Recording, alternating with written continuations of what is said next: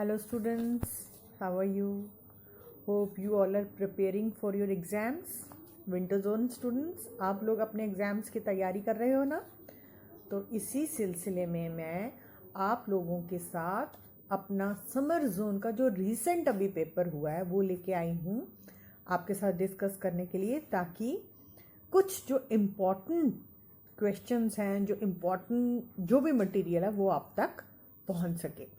ये जो मैं इंग्लिश का पेपर आपके साथ आज डिस्कस करूँगी, ये रिसेंटली अभी जस्ट कुछ दिन पहले लास्ट मंथ ही ये इंग्लिश का पेपर समर जोन में हुआ है, प्राइवेट बच्चों का। ठीक है, तो ये आप लोगों के लिए एक थोड़ा सा मीन्स गेस्ट पेपर का काम करेगा, यानी कि इम्पॉर्टेंट क्वेश्चंस आप इसमें से देख सकते हैं कि क्या रिपीट हुआ है, क्योंकि जो मोस्टली रिपीटेड क्वेश्चन होता है उसको आप इम्पोर्टेंट क्वेश्चन मान के चलिए, right. So let us start paper by reading section. आपको पता है कि आपका पेपर जो है 4 सेक्शंस में डिवाइड है। तो फर्स्ट जो क्वेश्चन है that is always from poetry section as usual. So I will read the extract of first question of this paper. Driving from parents' home to Cochin last Friday morning, I saw my mother beside me, doze, open mouthed, her face ashen like that of a corpse, and realized with pain that she was as old as she looked, but soon put that thought away and looked out. So this is the first extract with filling the blanks of 3 marks. अब इसकी summary आपको करनी है, यानी कि this extract is important. ये कौन सी poem में से है? This is from my mother eight 66। ठीक है, तो आपको इसको मतलब ध्यान से रीड कर लेना है इस एक्सट्रैक्ट को, क्योंकि ये इस बार के क्वेश्चन पेपर में आया है।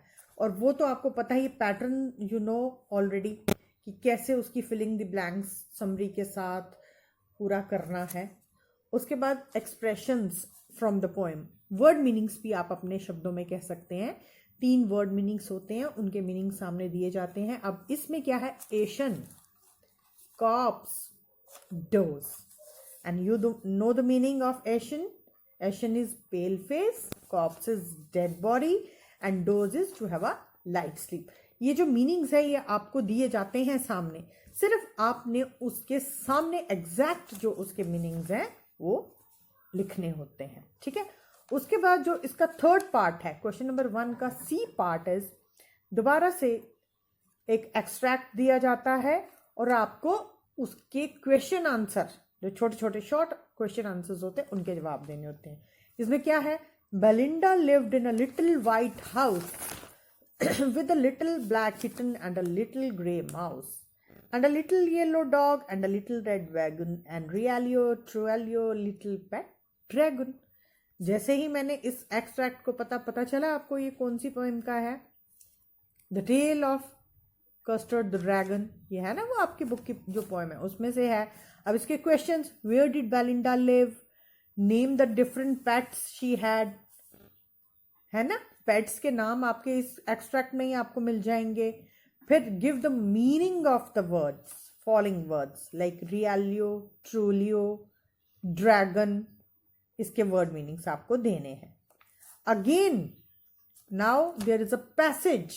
पहले आपको 2 एक्सट्रैक्ट्स आए पोइट्री सेक्शन में से, अब ये पैसेज है। I read out the passage. Can you guess the name of the story? The arrival of a stranger at an inn in winter was in any case an unusual event. A stranger of such uncommon appearance set all tongues wagging. Mrs. Hall, the landlord's wife, made every effort to be friendly, but Griffin had no desire to talk and told her, "My reason for coming to Iping is a desire for solitude. I don't wish to be disturbed in my work. Besides, an accident has affected my face." Satisfied that her guest was an eccentric scientist and view of the fact that he had paid her in advance, Mrs. Hall was prepared to excuse his strange habits and irritable temper. मैंने आपको ये passage पढ़ दिया, क्या आपको पता चला ये कौन सी कहानी का था? Can you guess? Name griffin, जहां पे ग्रिफिन का नाम आता है तो you should at once guess the name of the story. The footprint without feet, ये उस कहानी में से लिया गया है। नाउ क्वेश्चंस, जो आपको पैसेज में से क्वेश्चन है, एंटोनिम सिनोनिम्स, ठीक है। तो यहां पे right the antonym of arrival, unusual, friendly and strange. Now there are 4 filling the blanks. The stranger had come to the village in dash when nobody even came there. So इसमें आपको passage को पढ़ के fill in the blanks भरनी है, ठीक है। The stranger became a point of discussion among the people because of his dash. Griffin told Mrs. Hall that he wished to live in dash. About his face he said that it was affected in dash. तो अगर आपने वो passage को ध्यान से पढ़ा है, आप इन फिलिंग द ब्लैंक्स को बहुत आसानी से भर लोगे, ठीक है। Now there is another unseen passage. अब ये एक अनसीन पैसेज है, ये आपको दिया गया है, इसमें से आपको फिलिंग द ब्लैंक्स यहाँ पे भरनी है। मीन्स कि जो आंसर है आपको इसी पैसेज में मिल जाएगा, जो वर्ड्स आपने फिलिंग द ब्लैंक्स में भरने हैं वो इसी पैसेज में। अब मैं पैसेज आपको बताऊंगी कि ये इंपॉर्टेंट पैसेज है, आप इस पे भी ध्यान दीजिएगा, ये आपकी बुक में भी आपको मिल जाएगा। The passage is, an ideal citizen is the pride of nation. He knows his rights and duties. He is frank, free and fearless. He has sound mind in sound body. He helps all in all matters. He is always after knowledge. He loves all religions and does not care for himself. He is hardworking and honest and helps all needy people. तो ये आपका passage है, unseen passage. इसमें आपको 5 filling the blanks दी गई हैं जिसे आपने फिल करना है, ठीक। उसके बाद आपका आता है B section, that is writing section. अब इसमें इंपॉर्टेंट नोटिस क्या है, आई रीड द नोटिस। आपको उस नोटिस को ध्यान से देखना और उसको रिपीट करना है, उसको दोबारा स्ट्रेस देना है और उसे अच्छे से ध्यान देना है। Sakshi of class 10th has just passed her annual examination. Her books are in good condition. She wants to sell them at reduced prices. Write a notice on her behalf, giving all necessary details in not more than 50 words to be put out on notice board. यानी कि जो साक्षी है वो अपनी books को कम rate पे बेचना चाहती है, उसके बिहाफ पे आपको नोटिस देना है। नाउ मैसेज क्या है? Message is, you are Arjun Singh of Naveen Vidya School. You had borrowed a book from your friend. You went to his home to return the book, but he was not there. Write a message for him that you are returning that book because it did not attract you. आपने किसी से, अपने दोस्त से book ली है, आपने उसको book वापस देने जाना है, लेकिन वो अपने घर में नहीं है, तो आपने उसके लिए एक मैसेज छोड़ना है। आप कौन हो? You are Arjun Singh. कहाँ के? नवीन विद्या स्कूल के। तो आपने उसके लिए एक मैसेज छोड़ना है कि मुझे ये इतनी ज़्यादा अच्छी नहीं लगी, तो मैं ये बुक्स यहाँ पे छोड़ के जा रहा हूँ, ठीक है। लाइक अपने फ्रेंड से बुक्स ली और उसको आपने वापस करनी है। ये आपके दो क्या हो गया? Message and notice. अब आ गया आपका लेटर। लेटर क्या है?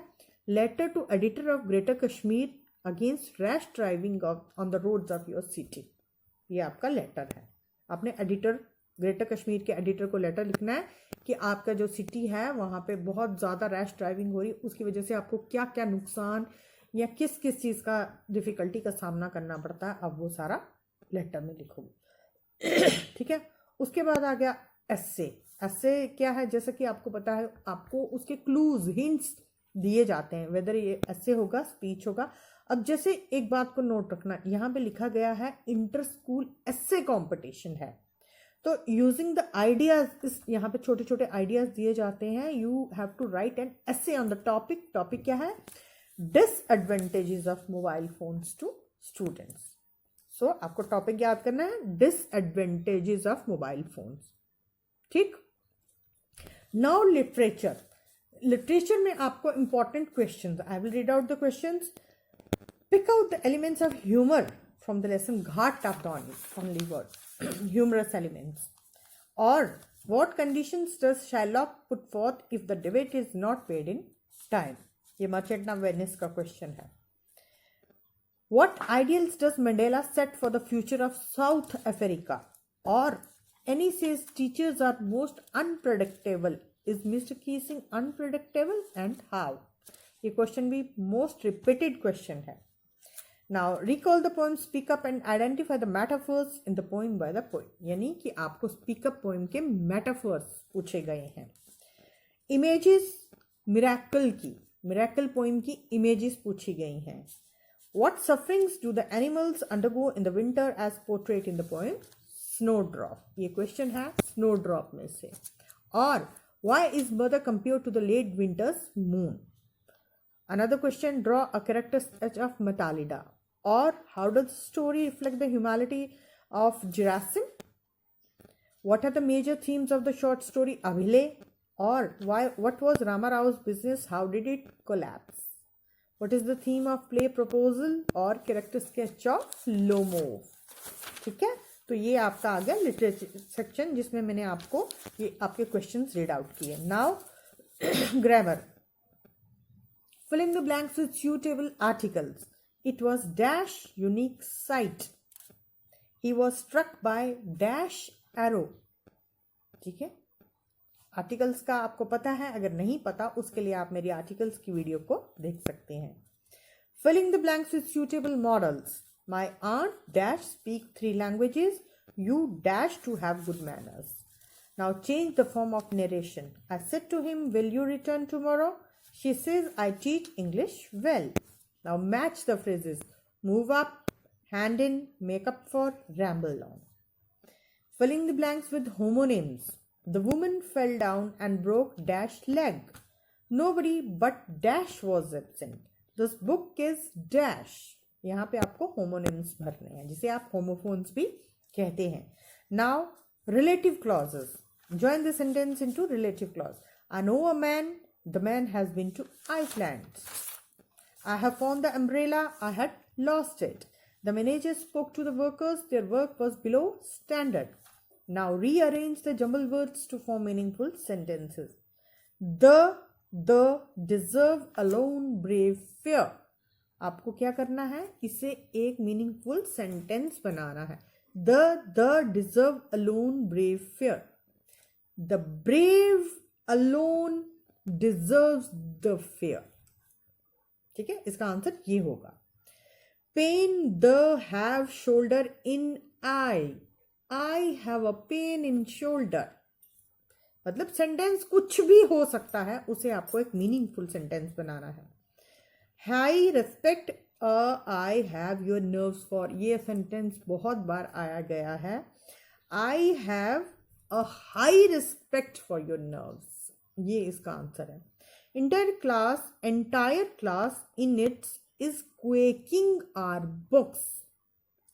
Little compassion on my nerves have a.